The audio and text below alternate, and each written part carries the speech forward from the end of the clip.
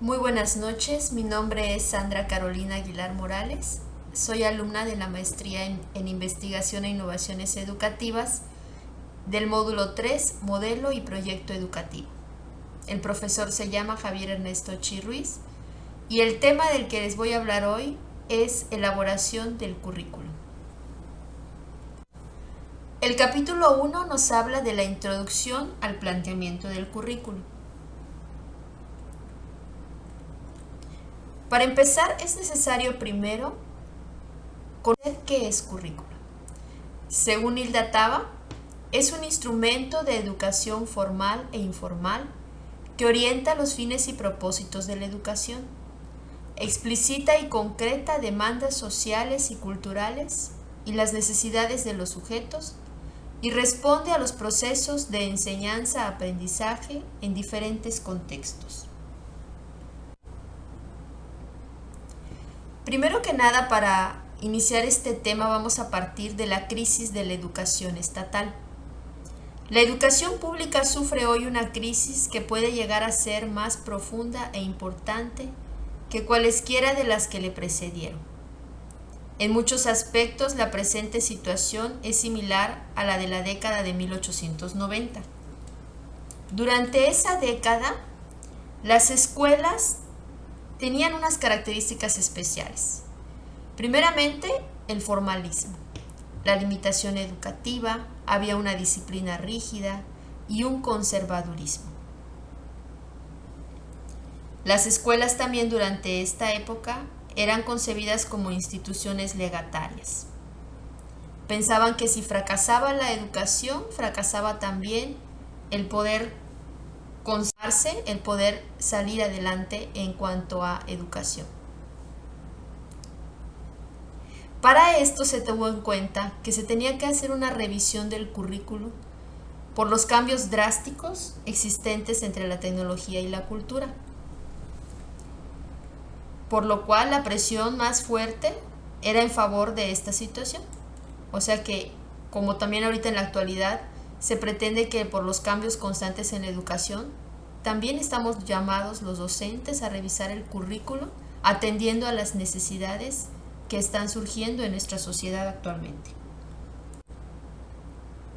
El siguiente punto a tratar en este tema es la confusión en el planteamiento del currículo.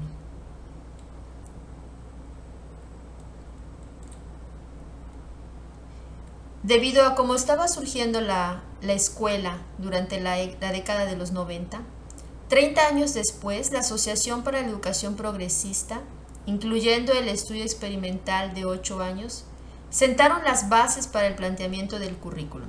Ellos tomaron en cuenta 3 aspectos fundamentales.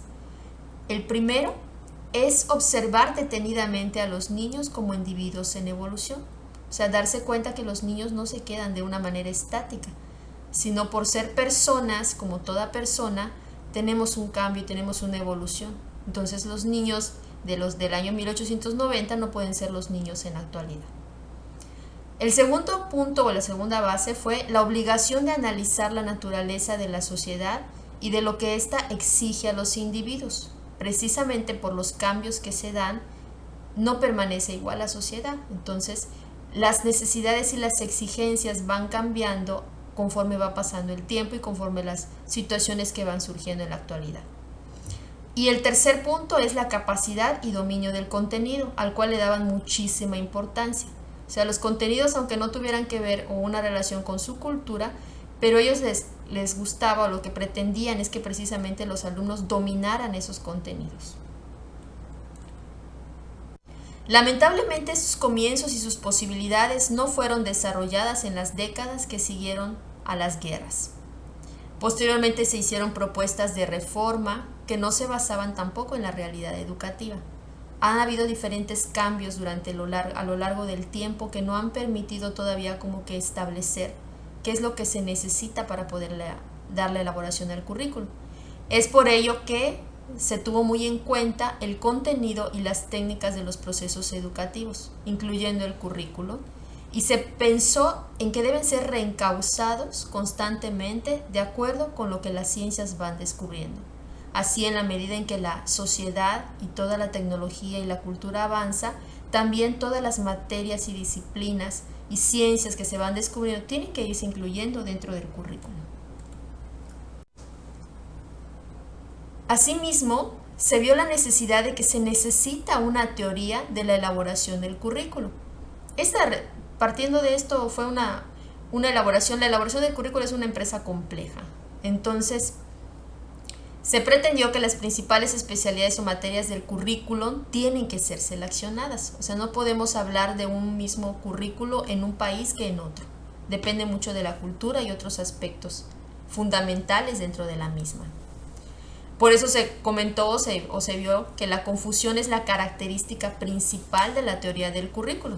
Y esto se dio gracias a la falta de claridad y una franca incompatibilidad entre las ciencias básicas, a la carencia de una metodología destinada a estimular la experimentación y facilitar el traslado de la teoría a la práctica y a la pluralidad de valores. O sea, tomando en cuenta de que todos somos distintos y de que dependiendo de la sociedad y del país, de la cultura y de donde nosotros vivamos, de esa manera va a ser el currículo. Entonces, por eso es que la confusión fue la principal característica de esta teoría.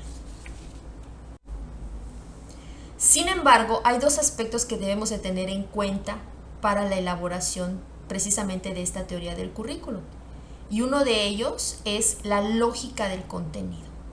O sea, que vaya de acuerdo a lo que el niño necesita saber, lo que el niño necesita conocer y aplicar en su sociedad. También que vaya de acuerdo a sus intereses, a las necesidades sociales y la utilidad práctica, es decir, que tenga una relevancia y un significado para el alumno. Uno de los fundamentos razonables para poder apoyar este fundamento es que los maestros fueran invitados primero a experimentar con aspectos específicos del currículo y luego, sobre la base de tales experiencias, se planeara su estructura. Esto es que muchas veces conocemos lo que es el currículo, los contenidos, los temas, todo lo que se tiene que trabajar con el alumno, pero se pretende que ojalá los maestros pudieran primero trabajar con estos, experimentar y en base a esa experiencia pudiera surgir realmente lo que el niño necesita conocer, lo que va a ser relevante y lo que va a ser significativo para él. También dentro de la introducción al planteamiento del currículo, se definen 3 criterios principales en la elaboración del currículo.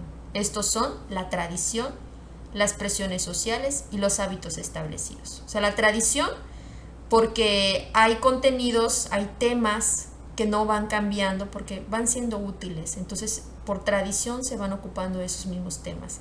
Las presiones sociales, pues son las exigencias que se van dando en la actualidad, como la tecnología, la diversidad cultural, la inclusión, temas y aspectos, la convivencia sana escolar y pacífica que se tienen que ir incluyendo dentro de la currícula. Y los hábitos establecidos, que por llevar ya una educación formal vemos que son buenos y que es necesario tenerlos en cuenta a la hora de la elaboración del currículo. Asimismo, se toman en cuenta 4 factores que constituyen una base razonable para el currículo, porque en resumidas cuentas es la razón de ser del currículo. Y uno de ellos, e indudablemente el principal, es el estudiante. O sea, que lo que vamos a tratar de que el niño tenga, lo que el niño conozca, lo que el niño pueda aplicar, el saber ser, el saber hacer. Otro aspecto importante es el proceso de aprendizaje. ¿Cómo se va a llevar a cabo este proceso de aprendizaje? Pues aquí indudablemente el papel importantísimo lo juega el docente, ¿no? La manera en que va a crear precisamente esos ambientes de aprendizaje para que el alumno pueda adoptar esta currícula y pueda realmente ser significativo para él y lo pueda aplicar en su vida diaria. Otro aspecto importante es el contenido de las disciplinas, ¿verdad? Los temas, los contenidos, todo lo que se va a trabajar con los niños, porque pues lo que se pretende es que cuando ellos egresen tengan un perfil de acuerdo a lo que están marcado con los contenidos y en las disciplinas, ¿no? Y pues esto parte también de la exigencia cultural. O sea, ahorita nos están pidiendo estudiantes que realmente sean competentes para la vida diaria, ¿no? Y por lo pronto, o por lo tanto, la currícula tiene que ir en función a estas exigencias culturales. Por lo tanto, consideramos muy idóneo el modelo curricular que propone Hilda Taba, la cual abarca 7 aspectos, y estos aspectos que ella menciona deben de ser tomados en cuenta en un orden, así como ella los menciona. O sea, no podemos pasar uno y luego el otro, sino que tenemos que seguir ese orden para que realmente pueda dar los resultados que así se esperan de ellos. El primero es el diagnóstico de las necesidades. Es un primer paso importante para determinar cómo debe ser el currículum para una población dada. Partiendo de un diagnóstico es partir de la realidad, de lo que realmente se requiere.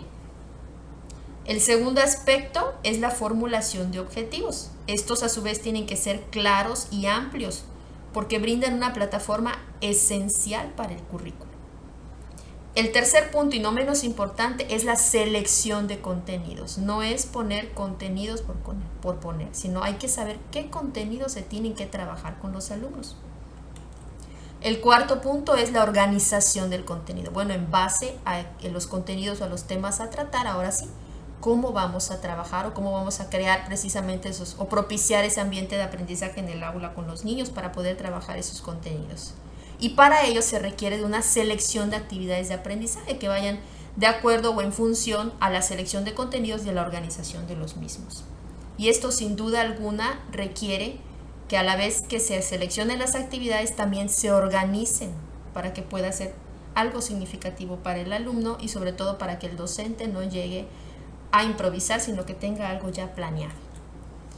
Y por último y sumamente importante es que debe haber un sistema de evaluación que conoce el niño, cómo lo aplica, cómo lo lleva a cabo en su vida diaria y cómo es la labor del docente, o sea, todo lo que tenemos que evaluar referente a este currículo. Por tal motivo, hay 2 ideas que me gustaría compartir con ustedes que considero esenciales y que se tomaron en cuenta en este texto. La primera, el currículo es, después de todo, una manera de preparar a la juventud para participar como miembro útil en la cultura. Yo creo que ese es uno de los fines esenciales en la educación, ¿no? La currícula mira eso, a los fines y principios de la educación, y lo que nosotros pretendemos es que realmente nuestros alumnos y los egresados sean personas útiles en la sociedad, en el contexto donde ellos se encuentren y se aprendan a desenvolverse en esa sociedad. Y el otro punto importante es que un currículum es un plan para el aprendizaje, ¿sí? Un plan donde vienen involucrados todos los agentes de la comunidad educativa, maestros, directivos, alumnos, padres de familia que también intervienen y cuya aportación es importante y medular en el desarrollo integral del alumno. Como conclusión puedo decir que el planteamiento del currículum ha pasado por todo un proceso derivado de la experimentación y educación para la vida. A lo largo de este proceso se ha encontrado funcional para la elaboración del currículo seguir la propuesta que nos dice Hilda Taba, que es también comparable con el compendio de Tyler 1950. Primero que nada, partir del diagnóstico para conocer las necesidades de los alumnos, con base a esto formular los objetivos y seleccionar los contenidos, tomando en cuenta las actividades de aprendizaje y la manera en que han de ser evaluadas. Si nosotros realizamos el currículum de esta manera, elaboramos un currículo basado en estos aspectos, es menester darle un lugar primordial al aprendizaje, ya que el aprendizaje, como todos sabemos, es un proceso evolutivo y por lo tanto también debe incluir una secuencia evolutiva, o sea, no quedarnos con lo que ya tenemos, sino ir en constante cambio, en constante transformación, porque es lo que pretende la educación, ¿verdad? Una transformación, un aprender y un reaprender. Muchas gracias.